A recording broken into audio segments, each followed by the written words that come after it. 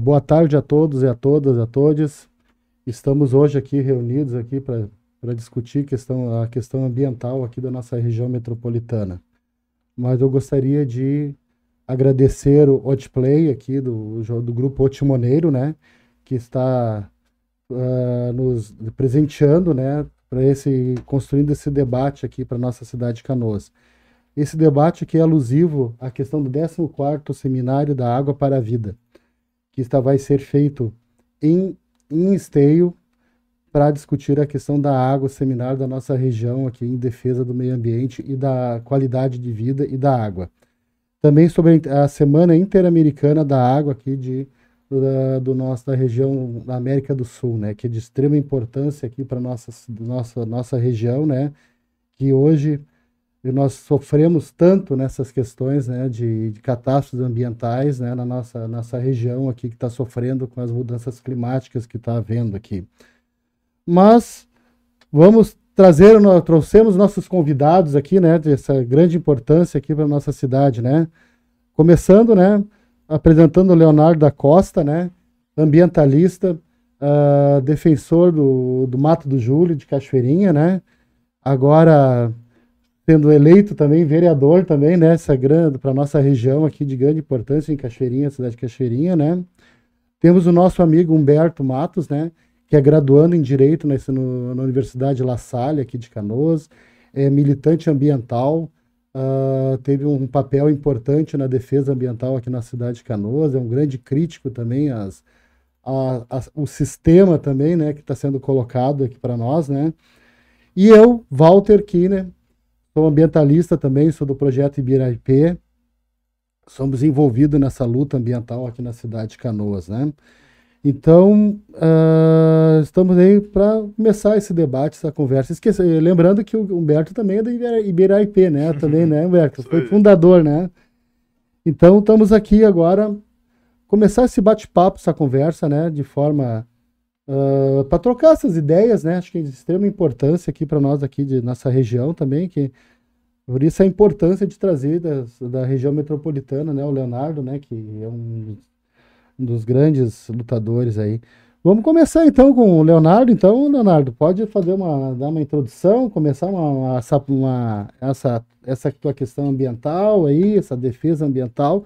Mas eu gostaria de ressaltar o título da nossa conversa: é Preservação de Remanescentes Florestais em Áreas Urbanas. Então, vamos para o nosso bate-papo e a bola está contigo, Leonardo. Muito obrigado a vocês pelo convite.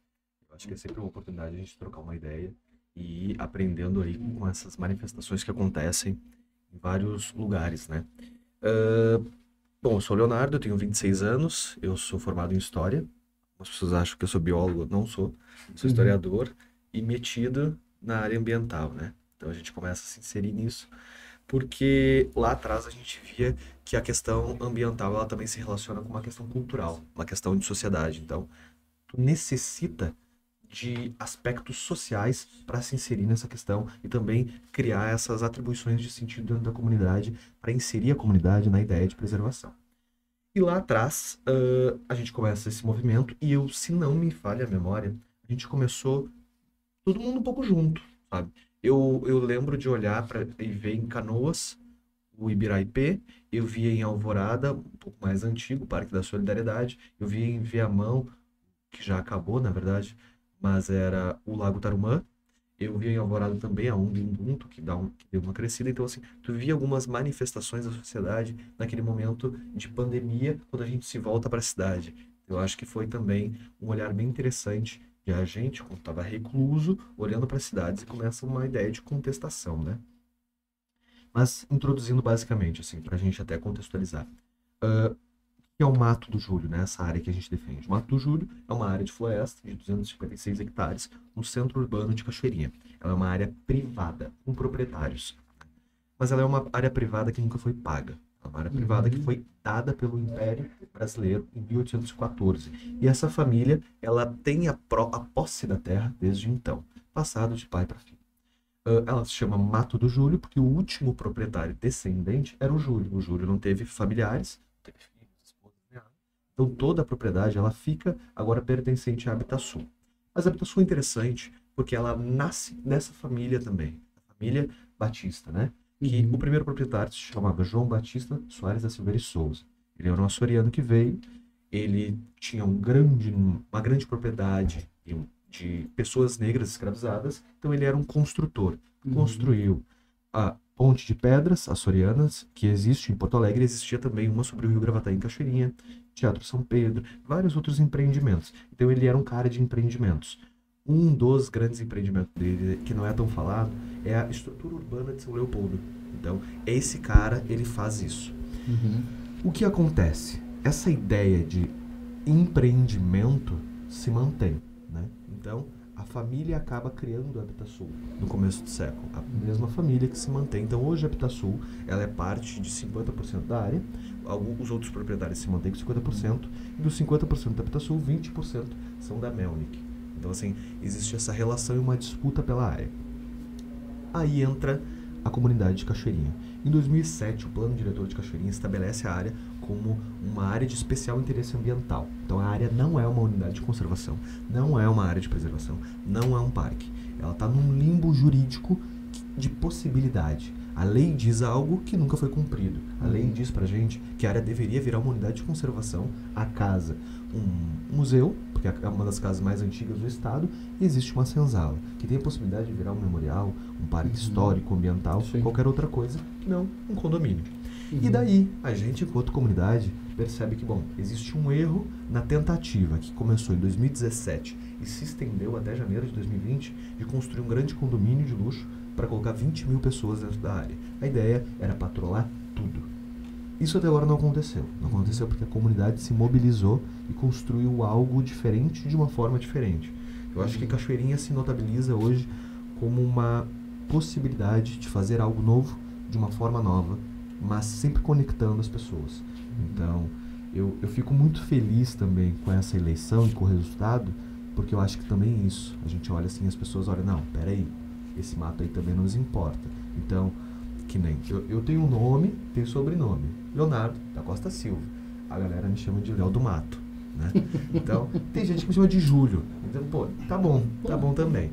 E daí, assim, a gente vê um crescente interesse da nossa comunidade por essa área, principalmente depois das enchentes. Porque essa área, ela é uma área esponjosa, é um banhado, que nem tem em Canoas, que nem tem em toda a região. E depois das enchentes, a área do mato foi a área mais atingida, né? Então 25 mil pessoas tiveram que se deslocar das suas casas porque ficaram desabrigadas. 25 mil pessoas. No meu bairro foram 6 mil pessoas. Meu bairro é do lado do mato. Então a gente fez um cálculo na época, né, de sem essa área de floresta gigantesca, quantas mais pessoas seriam atingidas pela água. E a gente falou, olha, 6 mil pessoas, no mínimo, a mais teriam que sair de casa. Sem contar se tivesse casa dentro da área. Se tivesse casa dentro da área, mais ainda. Então, assim, existe uma disputa por essas áreas de floresta no meio urbano. Isso aí está acontecendo. Vou passar a bola para o Humberto, fazer a fala dele também, né? Então, tá contigo, Humberto. Não, primeiramente eu gostaria de dar uma boa tarde ao Leonardo aí, parabéns pela eleição, mais um vereador militante, ambientalista, do PT também aí de luta para representar as pautas aqui na região metropolitana e na nossa região, assim, que está tão debilitada.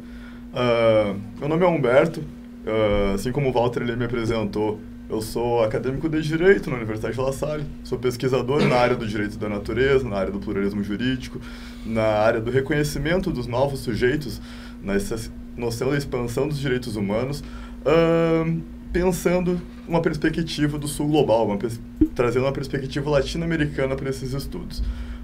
Também, como o Walter falou ali, sou militante, sou organizador e idealizador da ONG Iberaipê, também sou idealizador da página ali Socialismo Memes, e entre outras atividades assim, que a gente está organizando.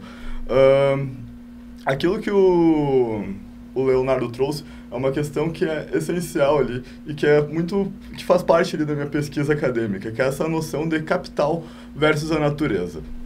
Hoje em dia, a gente aqui na região metropolitana, a gente é brutalmente afetado ali por essa perspectiva, onde diversos interesses ali acerca dessa especulação imobiliária, dos interesses do capital, em sobressair ali a natureza. Tem um desrespeito frontal ali acerca dessa situação. O que acontece em Cachoeirinha acerca da especulação imobiliária, acerca desse avanço, dessa intenção, às vezes, de um avanço real, né? Agora, graças à resistência que é praticada ali, em virtude da página do Mato do Júlio, em virtude da militância constante lá dos guris, conseguem prosseguir, conseguem fazer um processo de resistência real naquela região. Entretanto, não são todas as regiões da nossa grande região metropolitana e também da região de Porto Alegre, nossa capital do nosso estado, que tem essa sorte, digamos assim, né?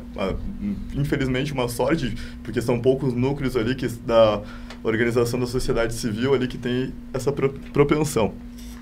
Entretanto, isso daí faz toda a diferença ali acerca desses processos. A organização da sociedade civil para tá realizando essa proteção frente aos interesses dos poderosos. Assim como foi realizado lá no Mato do Júlio, há um tempo atrás, aqui na cidade de Canoas, a gente também passou por um processo de muita luta para estar realizando a proteção da região ali ao lado do shopping. Infelizmente, ali aquela região, um condomínio ali que também fazia parte de uma iniciativa privada, que também já pertencia a uma terra que pertencia a uma família de uma maneira histórica, a família do antigo técnico Filipão ali, também dono de diversas propriedades aqui na região, que advém, enfrentam ali e acabam colocando os interesses acerca dessa situação. Isso daí acaba ocorrendo em virtude de diversos arranjos do setor imobiliário, do setor político da cidade e do setor executivo ali, acaba envolvendo todas as esferas ali do poder para estar infringindo essa região. O que aconteceu aqui em Canoas foi uma atrocidade ali acerca dessa situação e a gente pagou o ônus por isso ali com essas enchentes, que as matas auxiliares, na retenção das chuvas, fazendo todo o trabalho ali de escoamento e também de retenção das águas ali na região de Banhado, que foram completamente devastadas aqui na região. Isso daí acaba sendo refletido e pago pela sociedade civil de maneira abrupta, né? O Walter aqui, nosso podcaster, foi diretamente ele afetado e sentiu na pele, enquanto cidadão canoense, os efeitos desse distrato do serviço público e do serviço das intenções do capitais aqui na cidade. Isso daí se dá, muitas vezes, por uma falta de mecanismos que a gente tem enquanto organização da sociedade civil de proteção da natureza. Infelizmente, a gente fica muito sujeito aos interesses ali da esfera legislativa, da esfera executiva e da esfera do capital aqui nas cidades e nas cidades da região metropolitana por si.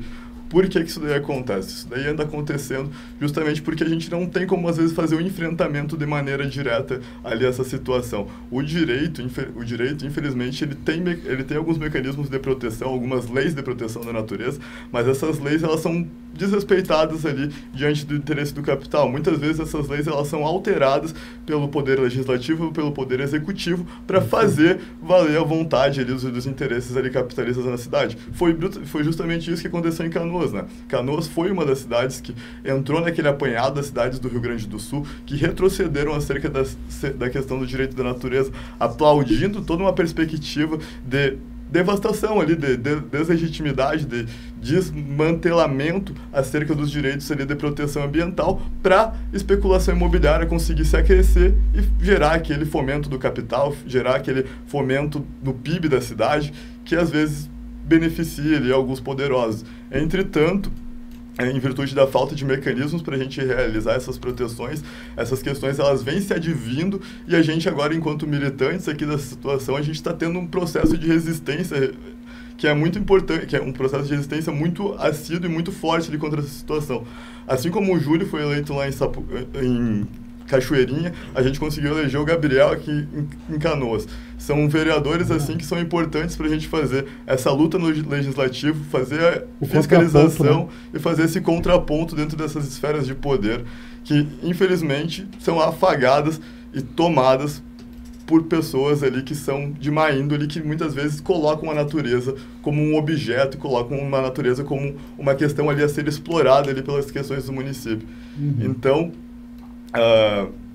todo esse arranjo ali, toda essa perspectiva crítica, ela é importante para a gente conseguir ir avançando nessa perspectiva, avançando num pensamento crítico em como que a gente vai lidar com a natureza, entendendo que tem diversas estruturas ali que estão interessadas na devastação daqueles espaços, que estão vendo aqueles espaços como um objeto a ser utilizado em benefício do capital, para a expansão de alguns interesses, para as pessoas poderosas ficarem cada vez mais poderosas ocupando esses territórios, e a comunidade por si vai acabar pagando o pato, porque acaba sendo vítima dessa crise climática aí que a gente vem vivendo, desse colapso climático, dessas enchentes que a gente vive de maneira muito assídua aqui no Rio Grande do Sul, e outros setores, assim como a gente vê no Brasil, com queimados e outras questões assim que acabam envolvendo diretamente essas questões assim de interesses do capital versus os interesses da natureza. Então é muito importante da gente continuar, da gente fazer essas reuniões, fazer esses podcasts, marcar essa militância e promover a natureza ali enquanto promover a expansão dos direitos da natureza,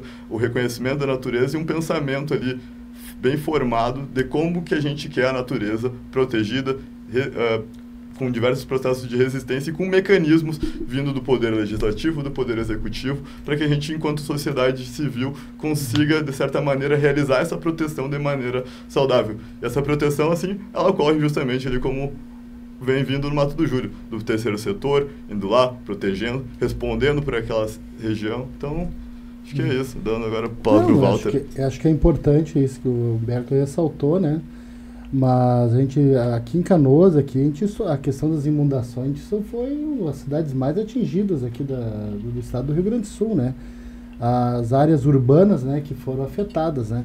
Como o Humberto colocou ali, né? Eu fui um dos atingidos, né? Eu fiquei 5 dias desaparecido, né? Com água na minha casa, 2,30 metros de água, né? Sorte nossa que eu moro no segundo andar, mas a gente ficou isolado, né? Então a gente sofreu a situação também, né, de calamidade, né?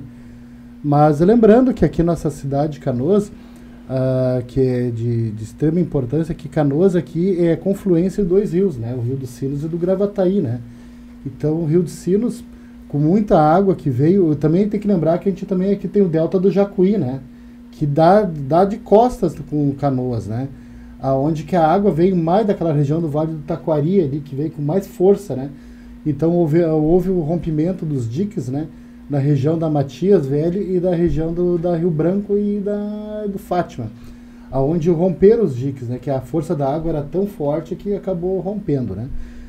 Mas assim, ó, nós temos uma das nossas coordenadoras do projeto aí, do Seminário para a Água, né, para a Vida, né, que é Maria Inês. Ela sempre ressalta essa questão que Canoas é uma ilha, né, ela é cercada por rios, né, pelos 2 rios, o Gravataí e o Rio dos Sinos.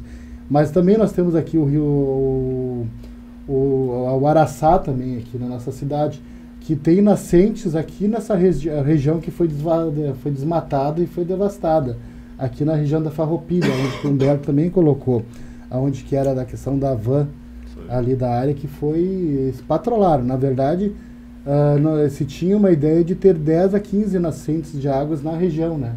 Isso aí foi tudo se terminou praticamente, né? Algumas que na verdade essa área aqui de Canoas é uma área de uma espécie de uma caixa d'água, um reservatório de água que segura a água aqui, para ela não ir com tanta força para dentro do arroio, que é o Araçá, que passa aqui por perto aqui atrás, o nosso vizinho aqui, o arroio Araçá, né? E é um arroio de grande importância, porque ele nasce dentro da cidade e deságua dentro no Arroio das Garças, aqui é um braço do Jacuí, né? Mas essa questão de preservação ambiental, gente, isso é de extrema importância. O poder público não dá interesse, não dá importância suficiente para isso, pelo amor de Deus, tá próprio nós se matando com isso aí, condenando a população da cidade, né? Com essa questão, né, ambiental. Né? E nós estávamos agora há pouco falando conversando antes do Leonardo vir aqui, sobre a questão do Raldo Menegatti. Ele sempre fala nessas palestras, né, que é a questão do governo, do poder público, né, ter consciência para poder organizar planos de preservação, de defesa, né. A questão do Atlas Ambiental também, de Porto Alegre, também de grande importância. A questão dos patrimônios ambientais da cidade. Essa questão aí do Mato do Júlio lá, que, por favor, né, gente, é uma área de importância de preservação aqui na região do da nossa região de Cachoeirinha, Canoas. Na verdade, ela faz a ligação também com outras áreas de mata nativa, áreas de mata de preservação, como a Fazenda Guajuviras, né? Tem, né? Querendo ou não, tem uma ligação, né, Leonardo, entre a Fazenda Guajuviras e a Fazenda o Mato do Júlio, né? Porque é uma área de travessia de animais, né? De fauna e a flora também, né? Que existe nessas áreas, né? Aí eu gostaria de ver contigo, fazer uma complementação, Leonardo, sobre isso aí. Acho que seria interessante, né? Claro, a gente claro. vai conversando. Eu até para conectar com a questão do seminário da Água para a Vida, assim, eu tenho acompanhado há muito tempo o debate sobre a gestão dos recursos hídricos. Eu acho que por muito tempo a gente fala de água como falta. A falta da água conectando a relação de saúde, né?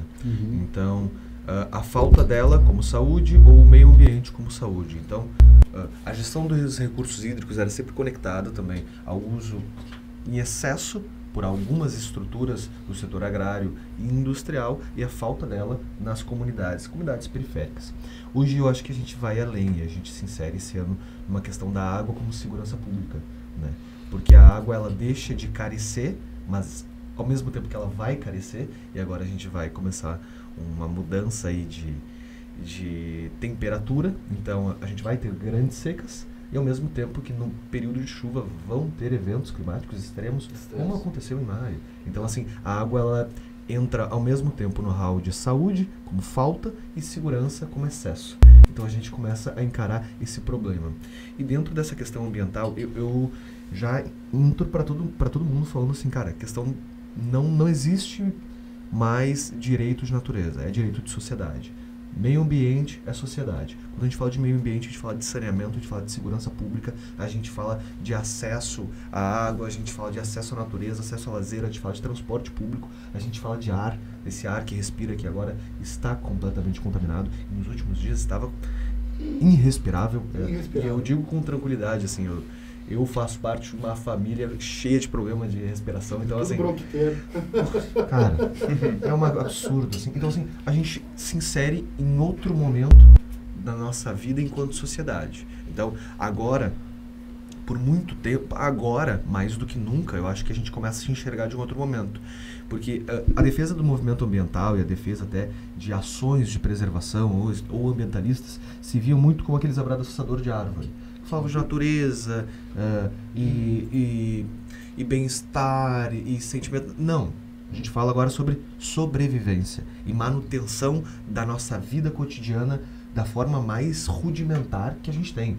A nossa vida já não é simples, não é fácil, não é básica, né? E a gente está tentando manter assim, e não vai dar. Tem, Leonardo, então não tem mais daquela questão de síndrome de Poliana ambiental, sabe? Tudo é lindo, tudo é maravilhoso, tudo se transforma. Pelo menos, não vejo mais dessa forma, e acho que eu gosto muito de a gente entender nossos erros, e ver onde a gente errou. Eu acho que o movimento ambiental, ele acertou muito, ele tem muito protagonismo no Rio Grande do Sul, começando lá nos anos 40, depois aqui no Vale dos Sinos, principalmente. Né?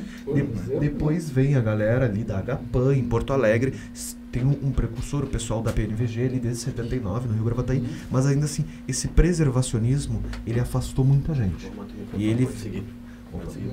Ah, certo. O preservacionismo, ele afastou muita gente e afastou também o movimento comunitário, as pessoas. Então, assim, existe uma responsabilidade da sociedade civil, que às vezes se a gente vê esse enfrentamento e vê como ele não dá certo, às vezes não é porque a comunidade não está enxergando, não, talvez a gente esteja errando. E no que a gente está errando? Porque, por exemplo, eu sempre coloco para as pessoas, a gente tem um movimento do mato que a gente mostra e tem um movimento que a gente é. São coisas diferentes. A gente precisa estar indo no Ministério Público, judicializando o processo, entrando com ações, tanto do Ministério Público de Cachoeirinha, estadual, Porto Alegre, e fazendo movimentações gigantescas, articulações com promotoria, articulação com o deputado, articulação com a Defensoria Pública da União. Então, assim, estudando o tempo todo para encontrar brechas jurídicas para defesa. Mas ali, o que a gente mostra? Os animais. Por quê? Porque as pessoas precisam de um sentimento de pertencimento. E a gente vai dar. Então a gente encontra essas atribuições de sentido para conectar a nossa comunidade. Porque nem sempre vai fazer sentido para alguém que não vive a natureza, não vive o bem-estar do meio ambiente como algo importante. Então eu vou lá e atribuo para ele. Bom, existe a existência de animais, existe a questão do ar, existe a questão da água. Então a gente constrói essa relação e empurra. Acho que por muito tempo o movimento ambiental errou. No momento que reconhece o erro, bom, agora vamos para a mudança. E agora a gente fala de segurança, cara. A gente fala de segurança. Eu não consigo mais em nenhum outro lugar pensar outra coisa. Que nem hoje me perguntaram quais serão as ações para janeiro. Cara, janeiro a gente fala de infraestrutura básica, de manutenção emergencial. Então, porque vamos agora reaver mata ciliar. Não, eu quero construir dique, porque não dá tempo mais de esperar. Canoas é o maior exemplo disso. A gente tem que fazer a manutenção e rever as áreas. Primeiro a gente tem que botar as pessoas em segurança. Quantas pessoas morreram? Pô, e isso é insustentável se acontecer de novo. A primeira vez que aconteceu foi em maio. Teve recurso, teve dinheiro, teve ajuda. A segunda vez não vai ter. Não vai ter. Então a gente vai ter muitos mais corpos para ser tirados da água, porque não vai ter dinheiro, não vai ter barco, não vai ter ajuda. Então assim, agora infraestrutura básica, depois rever todo esse processo. Então assim, segurança agora em primeiro lugar. E olha, a gente já está demorando e eu acho que tá demorado mesmo. Não vai dar. Eu acho que não vai dar porque eu sou bem pessimista. Não, tem que ser pessimista mesmo nessa situação, porque não, é bem como tu colocou, hoje em dia já não é mais aquele discurso de preservacionista meio utópico ali, buscando ali um bem viver simples e quase filosófico, digamos assim. Os direitos da natureza, eles são uma ferramenta essencial ali para a gente estar conseguindo fazer essa manutenção. E aqui no Rio Grande do Sul, assim, ó, como o Léo trouxe agora, é bem essa situação. A gente fica debilitado acerca dos mecanismos que a gente tem para realizar ali essa manutenção. A gente, diferente de outras regiões do Brasil, a gente aqui no extremo sul, aqui no Rio Grande do Sul propriamente falando, a gente está indo na contramão dessa situação. A gente, diferente de outros estados, ali como o Rio Grande do Norte, que fica literalmente na outra ponta, a gente está desmantelando ali os direitos da natureza, como eu falei. A gente está indo numa contranoção do que a gente deveria estar fazendo ali acerca dessa situação, que não é mais lidar assim, simplesmente com uma maneira bobinha, vou proteger ali simplesmente, porque fica bonitinho ali na cidade, ali, quase com uma maneira estética ali, fazendo uma cidade utópica europeia ali, que são cheias de árvores e todas essas questões. Mas a natureza, hoje em dia, ela tem toda uma perspectiva do momento que a gente está vivendo, né? A gente está vivendo o momento mais crítico de toda a perspectiva histórica até o momento, tendo em vista a ação da nossa espécie na Terra ali. O homem, colocando ali a natureza como objeto, a gente conseguiu chegar num ponto de esgotamento, com diversas queimadas, com diversos colapsos, com diversas enchentes agora, e todas essas situações ali que estão advendo. O que está acontecendo na América do Sul e que o Rio Grande do Sul deveria estar começando a aplaudir também está acontecendo isso no Brasil, está expandindo ali essa noção do que é a natureza para a sociedade. Entender que a natureza, ela faz parte da sociedade, e faz parte da sociedade, ela está ali com a gente tem os indivíduos, a gente reconhece as empresas, a gente reconhece o Leonardo ali como um sujeito, a gente reconhece o Walter como um sujeito, a gente reconhece alguns macacos já, alguns animais como alguns sujeitos. Qual que é a dificuldade da gente conseguir entender que a natureza, ela também faz parte desse grande arranjo da sociedade ali, que também merece respeito, que ela também tem deveres com a gente, né? Não é simplesmente a gente que deve simplesmente proteger ela, só terminando aqui, mas que ela tem direitos com a gente tem direitos com ela. A partir do momento que a gente afeta ela, que a gente rompe ali com aquele bem-estar dela e com como ela deve estar operando ali para funcionar o ecossistema de maneira essencial, a gente também tem que ir lá e colocar assim, colocar na bucha, entender ali que aquela região ela foi afetada, e colocar na bucha e pagar para aquilo ali voltar a ser como era, para ser reconstruído, para retroagir aquele estrago. Isso daí entendendo que é necessário para a gente ter um bem-estar social, viver em harmonia, evitar que futuros colapsos ali como que a gente está vivendo aqui no extremo sul do estado aconteçam futuramente. Pode engajar ali, Leonardo. Só nessa tua contribuição aí de sujeitos de direitos, né? Eu acho que de maio a gente sai com uma outra uma outra contribuição muito interessante, que é a gente reconheceu animais como sujeitos de direito. A gente viu uma grande mobilização aí pela defesa dos animais, pela defesa dos pets, mais especificamente, cachorro e gato. E, cara, não tá errado. Tem que defender. As pessoas gostam de vida, as pessoas defendem a vida, sim. Então, assim, a gente tem que também inserir essas outras estruturas ambientais no meio disso. Porque os bichinhos, os pets, os cachorrinhos também fazem parte da natureza. Da mesma forma que a gente se empenha nisso, a gente tem que se empenhar nos rios. Eu concordo perfeitamente contigo. E esse é o caminho. Não, é exatamente isso. Hoje em dia a gente tem uma experiência muito legal aqui no Brasil que se chama Rio da Laje. É um rio que fica lá no estado do Rio Grande do Norte, que a gente conseguiu reconhecer ele como um sujeito de direitos na comunidade. O rio, ele faz parte de um sistema alimentar ali da comunidade, que ele tem um dever ali de fornecer alimentos, de fornecer uma economia para aquela região, e a comunidade comprou o dever de manter aquele rio como uma espécie, manter aquele rio, por quê? Porque entende que aquele rio, no longo prazo, vai continuar mantendo alimentos, vai continuar mantendo toda uma responsabilidade ali de estruturação daquela região, e a comunidade comprou ali a noção de que sim, aquele rio ele precisa ficar vívido no longo prazo, não pode ser destruído. Por quê? Porque se for destruído em detrimento de algum outro interesse, vai todo mundo pagar o pato ali por essa situação. E é isso daí que a gente não consegue estar avançando no Rio Grande do Sul. Isso daí que a gente vem perdendo no Rio Grande do Sul na realidade. A gente, ao invés de estar entendendo ali que, por exemplo, o Mato do Júlio ali pela comunidade deveria ser gerido, deveria ser reconhecido ali como uma mata, como uma mata essencial, como um reconhecimento, incorporando essa expansão de direitos humanos para aquela região, representada ali pela comunidade, gerida pela comunidade, que sabe por que deve ser mantida essa situação. A gente está indo pela contramão dessa situação. A gente está abstraindo o nosso... A gente não, enquanto sociedade, né? Porque a sociedade ela até que está entendendo com vivendo isso da pele. Mas os representantes da sociedade, em virtude dos seus inculues, dos seus manejos e das suas próprias vontades pessoais, acabam vendendo essa situação e desmantelando isso, indo completamente na contramão do que deveria ser, né? Do que deveria estar sendo posto. Ainda mais a gente vivendo nisso que a gente está vivendo, né? Que nem aqui em Canoas, a gente teve toda essa região ali que saindo aqui tu já enxerga, tu vê que foi destruído por causa de 300 empregos da Havan que nem chegaram. Foi prometido 300 empregos, eles falaram que isso daí era mais importante do que manter todo aquele ecossistema preservado, e esses empregos nem foram entregues.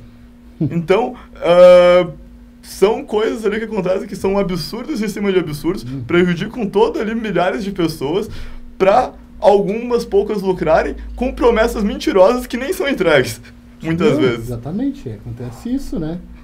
Mas eu gostaria de ressaltar uma questão que o Chico Mendes já dizia, né? A luta ambiental sem luta de classe é jardinagem, né? Isso aí não, olha, parece que está caindo que nem uma luva, né? Nessa nossa sociedade que a gente vive, né? Mas uma coisa que eu gostaria de ressaltar aqui, né? Que é sempre importante, né? Agora com nosso amigo Leonardo, né? Que é da Costa, que é vereador, né? O Gabriel Constantino, que também é vereador, se elegeram com essa pauta da defesa do meio ambiente, da preservação, da luta da sociedade, né, em busca de uma qualidade de vida, né, porque essa luta que nós estamos travando, né, de encontro com essas grandes empreiteiras, essas incorporadoras, né, isso aí vai ter embates na Câmara, viu? Na Câmara de Vereadores, Leonardo. Nós vamos sentir-nos, né, isso nessa discussão, né? Mas é importante sempre lembrar isso, né? Canoas foi uma das cidades mais atingidas na tragédia ambiental. E mais mortes também de maio, né, gente?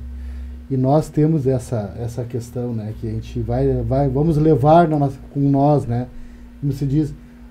muita gente ficou com sangue nas mãos, né, Humberto? Então, olha, eles tinham conhecimento dos relatórios de 2014, né, que se falava que poderia haver uma catástrofe ambiental na região aqui, que tinha conhecimento, porque se havia já estudos na área aí de questão, não houve um negacionismo ambiental, acho que tem que deixar bem claro isso aí, essa questão daqui dos diques da região tinham que ser sido feito reparações, não foram feitas, que chegaram aqui as bombas, muitas delas Em Porto Alegre, ali na coisa, não funcionavam as bombas, não funcionavam.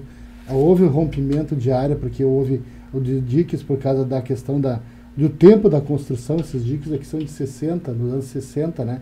Que romperam, porque eles têm que ter uma manutenção.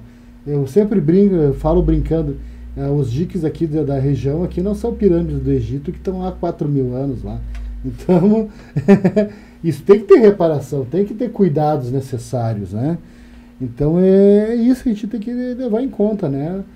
Passar para o Leonardo de novo aí, né? Fazer essa rodada, né? Eu fico muito pensativo nessa questão, que eu acho que mais importante do que o que aconteceu, o que a gente vai fazer. E eu vejo um grande fracasso nosso. E eu comentei sobre isso lá em Cachoeirinha. Lá em Cachoeirinha, depois que passou a situação, que a água baixou, as pessoas falaram que a gente teve uma grande atuação, um grande movimento. E daí, para jogar o balde de água fria, eu fui lá e falei, eu acho que nós fracassamos. Né? Nós fracassamos enquanto comunidade. Porque nós fracassamos em fazer a nossa comunidade perceber que talvez e muito provavelmente esse desastre ele poderia ter sido mitigado ou talvez evitado, porque a gente sabe que foi um excesso, a gente sabe que não foi o prefeito de Cachoeirinha que fez a mudança climática, não foi o Jair Jorge que fez a mudança climática, mas a gente sabe que tem uma estrutura básica de manutenção que poderia ter sido reparada, poderia ter funcionado, tem um sistema de proteção que poderia funcionar, tem um sistema de alerta que poderia existir, e isso não aconteceu. E a gente não atribuiu esse sentido para a nossa comunidade. A gente não atribuiu e fez com que a manutenção desse setor político que controla o sistema social se mantivesse. Então, hoje, aquelas pessoas que não investiram e não fizeram a zeladoria, que é o básico do sistema político, né? Quando a gente fala eu digo para as pessoas que quando a gente fala de fazer asfalto, de posto de saúde, a gente não está propondo novidade. Isso não é novidade. Fazer escola é lindo, não é novidade. Isso é zeladoria. Tu está fazendo o básico, né? É que nem zelar um prédio. Tu vai fazer a manutenção do sistema. Então, assim, isso não foi feito. Essas pessoas se mantiveram. Então, a gente fracassou. Né? A gente fracassou enquanto ativista, enquanto comunidade, enquanto sociedade civil.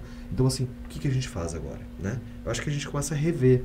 Rever alguns pontos é sempre importante, porque, assim, a gente está caminhando para um momento que já não talvez não tenha mais uma volta. É só a gente se articular enquanto sistema que eu diria, de resposta a desastre, né? Mas, assim, eu sou bem pessimista em relação a tudo isso. Bem pessimista mesmo.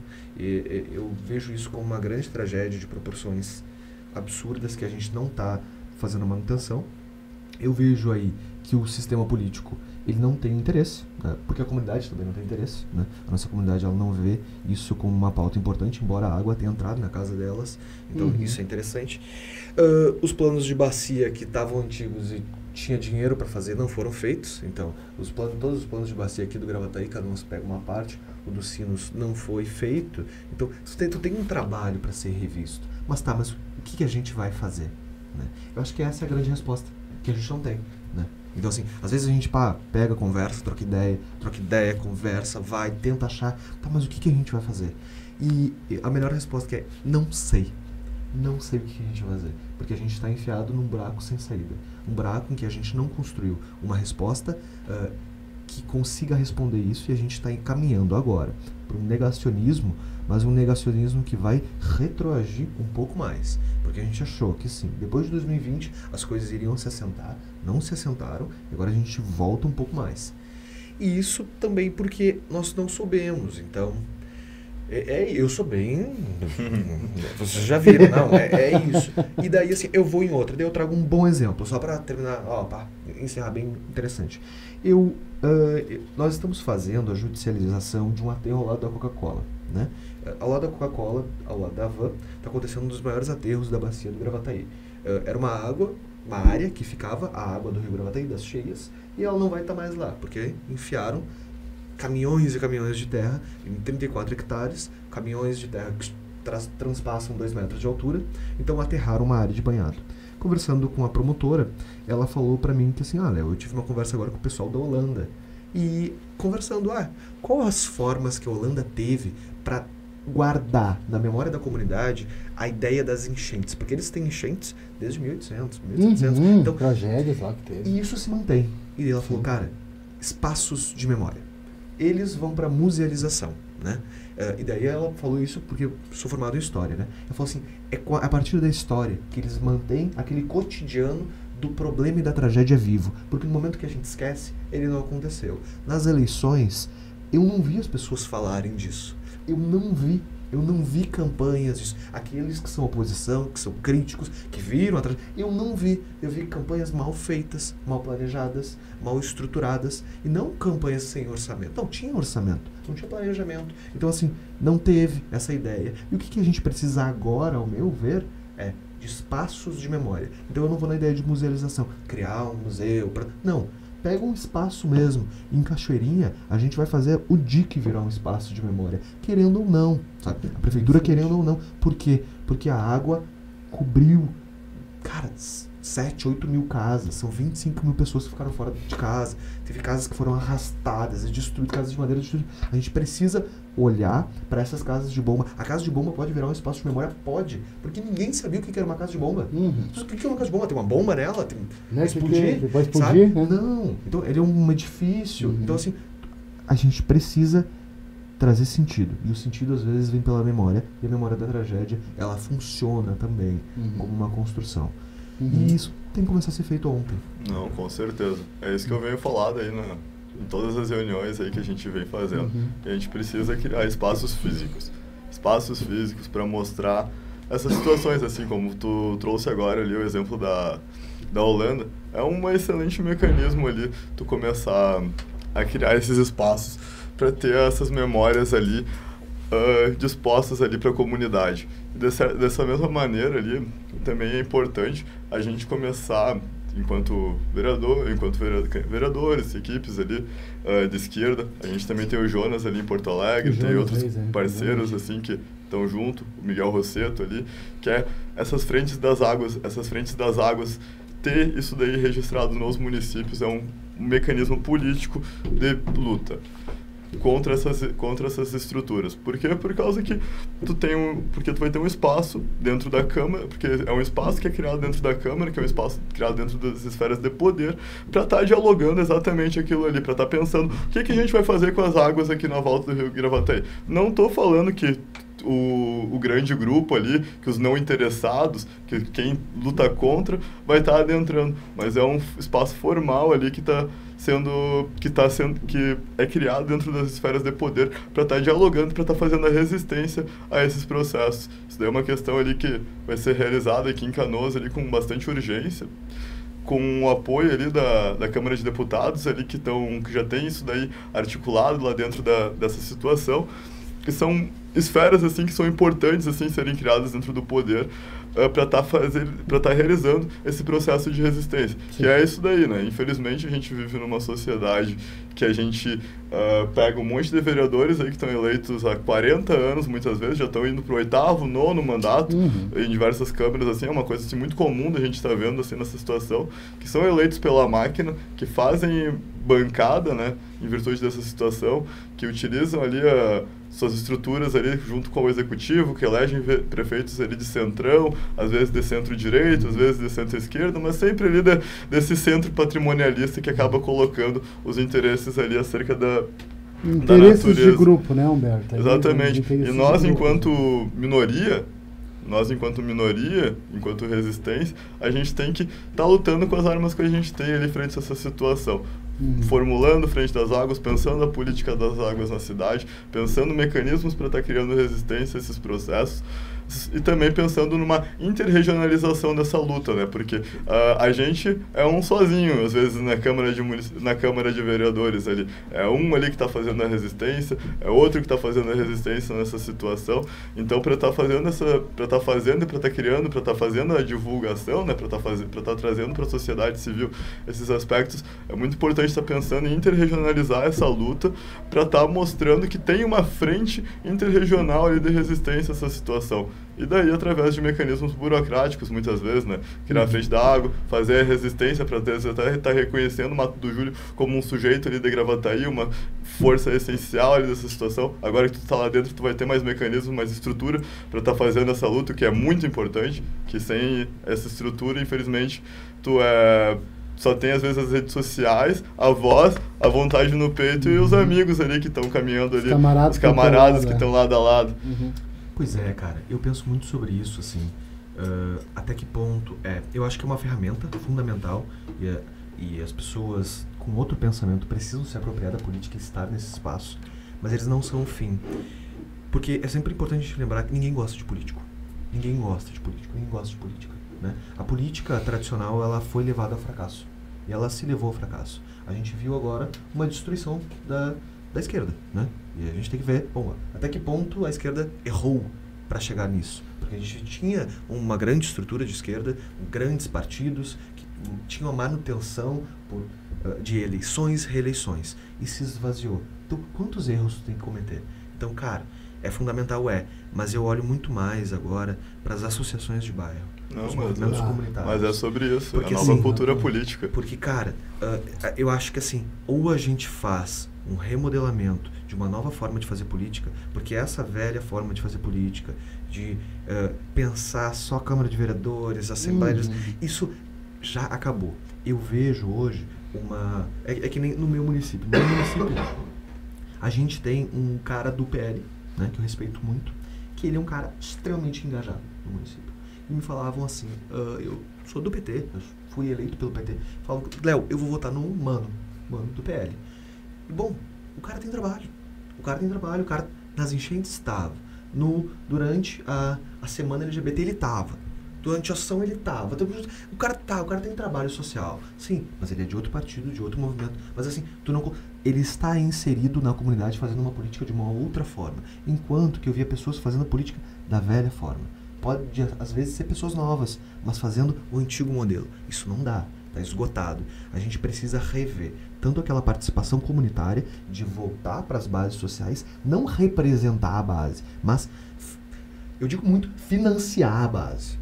Injetar dinheiro no associativismo, no coletivo, cooperativismo, nos escoteiros, sabe? A gente tem escoteiros fortíssimos em Cachoeirinha. Os caras são incríveis. Então, assim, a gente tem grupos de dança. Cara, é isso. O movimento comunitário, inserir, fortalecer, fomentar eles. E isso vai responder de uma outra forma de fazer política. Que a esquerda... a esquerda mostrou nessa eleição que é incapaz de fazer. Então, ou se reinventa, ou está fadado ao fracasso. Hoje, a gente respira por aparelhos. Cachoeirinha já respirava antes. Acho que continua respirando ali, deu só uma tossida, né? E tá naquela... E eu, sim, eu digo para vocês, ou a gente refaz, pensa, reage, porque assim, e eu digo assim, participando, estava na inauguração da Frente das Águas do Miguel Rosseto, estava na inauguração da Frente Parlamentar em Defesa do Rio Gravataí, da Estela Farias, sei a importância dos mecanismos ali de frente parlamentar, da estrutura do Estado, da Assembleia Legislativa, da Câmara de Vereadores, mas isso é mais um. Com certeza. Mais um. Porque, cara, ninguém gosta de político. E essas pessoas, elas estão inseridas num mundo político que faz as pessoas se afastarem. Então, a gente revê isso. Não, eu concordo contigo. Eu acho que essa questão das associações de bairro, ela vai além do fato da sociedade não gostar de político, ou não gostar de político, ou isso e aquilo. É porque a gente também... Quem é que vai representar a natureza nessas organizações? É quem vive esse meio.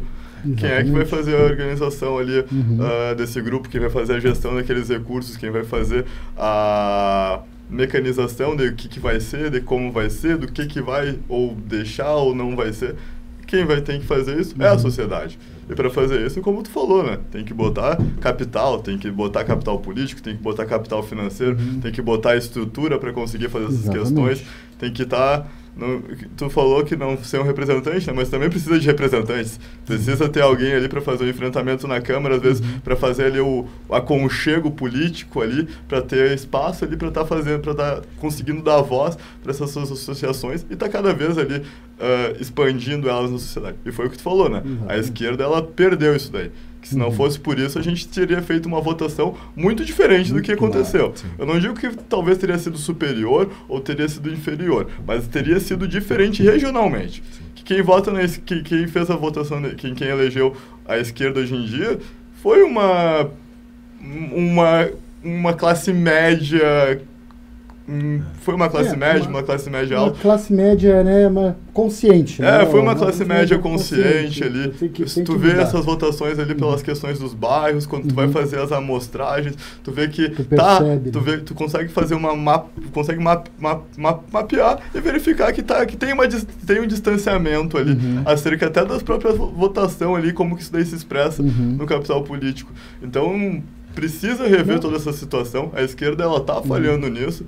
O PT, o PSOL, os partidos que deveriam estar pensando nessa situação estão falhando nisso. Mas é também um pouco do nosso dever, né, agora, né, enquanto representantes, um pouco dessa nova cultura política, fazer diferente, fazer o que eles não fazem, né, enquanto eles não financiam, enquanto eles não levam, a gente dá começar a pensar e fortalecer esses setores, né? Fazer esse processo de fortalecimento, de resistência, de financiamento também acerca desses processos. Mas é bem por essa linha, fortalecer o terceiro setor. Lembrando também, Humberto e Leonardo, a deputada Sofia Cavedon fez a defesa do Delta do Jacuí também, né? Da importância do Delta do Jacuí na região, né? A questão das ilhas, né? E questão dos rios, né? Dos afluentes que fazem, né? A parte do Guaíba, né? Aí essa Frente das Águas, né, com o Miguel Rosseto, né, que fez a Estela Farias também, lá do Rio Gravataí, né, são tudo ações, mas são ações de pessoas preocupadas com a questão ambiental, né, são ativistas ambientais, né, que têm essa preocupação. Eu acho que tu falou sobre a questão das associações de moradores, acho que isso aí é imprescindível. Exatamente. Tá envolvido, a sociedade está envolvida nessas discussões ambientais, né? Porque isso aí é a construção, né, da nossa cidade, né? Eu vou te dar um exemplo de uma coisa que aconteceu, assim. A gente é bem respeitado em Cachoeirinha pelas ações que a gente faz. A gente é bem respeitado. A votação mostrou, né? Eu percebi isso, né? Não sei, né? E, cara, isso deixa feliz. E daí, assim que a água baixou, fui convidado para uma reunião que ia ter numa praça lá no meu bairro. Assim, cara, reunião aí dos alagados. Chamou a prefeitura e quer que tu vá. E eu falei, eu não vou. Como assim? Como assim tu não vai? Tá de barco até agora, por que tu não vai? Eu falei, não vou, minha casa não foi atingida. Minha casa não atingiu, eu não tenho que ir. E o cara falou, não, tu vem aqui para ajudar a gente. Não, eu não vou ir. Eu posso ajudar depois, mas agora não tem como. Isso quem tem que fazer é quem foi atingido. Comunidade, mobilizar a sociedade. Os caras reuniram ali na noite 180 pessoas. Então, tipo assim, só do bairro. Bombou, deu certo. Qual que foi aí o nosso papel? Daí eu lembro, isso no meu bairro. No outro bairro, que é o bairro do lado, também chamaram. Eu falei, nem a pau. Minha casa não entrou água, quem tem que fazer é vocês. Porque não adianta pegar alguém e fazer por ti. Não dá, isso não funciona. Então assim, a gente consegue ajudar fazendo junto. Mas fazer por ti, eu não vou fazer. Eu digo para as pessoas assim, eu estou extremamente empolgado para o 1º de janeiro, mas eu estou mais ainda para o dia 31 de dezembro de 2028. O último. Porque é isso mesmo. Cara, é importante representar? É. Mas ajudar a fazer mais. Agora, eu vou te dizer, o único papel que eu tive foi entregar um WhatsApp para o outro. Existiam 2 associações sendo criadas em Cachoeirinha, dos atingidos pela enchente. Uma de um bairro, outra do outro. Eu só falei assim, fala com ele e faz uma só. Vai fazer 2 para quê? Vai fazer duas em Cachoeirinha. Se juntaram, estão incontroláveis. São pessoas muito boas que não participavam ativamente, mas por necessidade de segurança da própria vida. Criaram, assim, Léo, ajuda? Não. Conseguimos advogado, se tu quiser, conseguimos documentação, mas fazer por ti não vamos fazer. Não vamos fazer, porque não. E daí, assim, eu acho que é isso. Tu dá um exemplo legal, tu dá um exemplo bacana, tu dá uma esperança de algo que já foi feito, tem uma respeitabilidade, mas, velho, agora é vocês, porque não tem como. Numa dessas, a gente segue outra vida também. Tipo, eu tenho 26 anos, numa dessa, eu quero, sei lá, morar em outro lugar. Aí as coisas acabam, as coisas não podem acabar. Que nem o Coletivo do Mato. O Coletivo do Mato, perfeito, elegemos o Léo. Agora tem que ter outra pessoa. E o Léo que vá cuidar da vida dele, fazer outra coisa também. Porque tem que ter a renovação. E daí a gente entra em outro assunto. Renovação geracional. Não existe renovação geracional na esquerda. Eu vejo a direita brasileira hoje fomentando, incentivando e abrindo espaço para renovação de ideias. Eu não vejo a esquerda fazendo isso. Não vejo, eu não vejo mesmo. Eu adoraria ter bons exemplos, mas eu não tenho. Eu não vejo a fomentação de novas ideias, novas lideranças, novas pessoas, sabe? E isso leva a gente a morrer à míngua, né? Então, ou a gente pega, ocupa o espaço, abre ele, entrega, ou se não, cara, a gente vai ter esses caras aí há 30, 40 anos, porque os nossos líderes são líderes envelhecidos também, né? Exatamente, a gente percebe isso, né, nas câmaras de deputados, de vereadores e tal, né? Porque não tem aquela... a gente tem que investir na juventude, né, Léo? Então é uma questão que tem isso, é um dever dos movimentos também, né, dos partidos fazerem isso, né? Mas são poucos grupos que fazem isso, né? Que investem, né, na mudança, na geração de novos militantes, de novos ativistas, de novos... E a gente percebe isso aqui. Aqui, por exemplo, eu fico extremamente feliz, faceiro com isso que aconteceu. Tal, que nem tu se for eleito como vereador, o Gabriel Constantino também como vereador, né? Um rapaz de 24 anos, tu de 26 anos, né? Pô, tu vê assim, conseguimos dar uma respirada, estamos conseguindo respirar de novo, estamos começando de novo a fazer uma nova proposta, né? É isso aí, isso é a nossa liderança do futuro, cara. Isso aí é construção permanente, né? Mas uma coisa que eu gostaria de levantar também, essa questão aqui é o papel do poder público, né? Essa questão da memória social, né, das cidades, né? Eu acho que nós temos que preservar essa catástrofe, não pode deixar isso, não pode entrar no esquecimento lá, tentar entrar nos livros de história, lá tá numa estante, um livrinho lá, tal, aconteceu isso aí. Isso aí tem que estar sempre sendo lembrado da que aconteceu aqui na nossa cidade, em Cachoeirinha aconteceu inundação, tem que estar sempre permanente, isso aí tem que ser lembrado nas escolas, o que nós sofremos, né, com essa questão, né, de ter, sei lá, o dique lá da região ser um ponto de memória, a casa de bomba lá do Fátima também ser um ponto de memória, ser lembrado isso aí, de ter as pessoas lembrarem, aconteceu essa tragédia e não queremos que aconteça de novo. Por isso a gente tem que cobrar dos nossos administradores, né, públicos, né?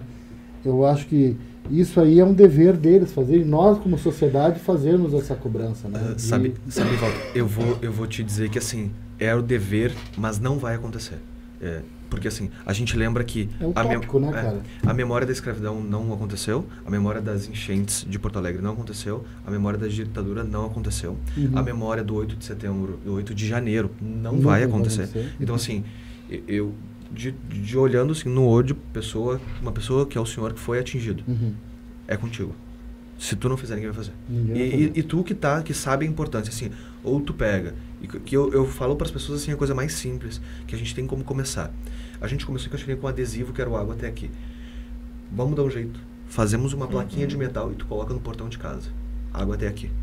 E começamos assim. Então, assim, se uma pessoa não começar, e se principalmente que nem pessoas como o senhor, que ficaram ali numa situação de perigo constante, com a água destruindo a casa, se tu não fizer, ninguém vai fazer.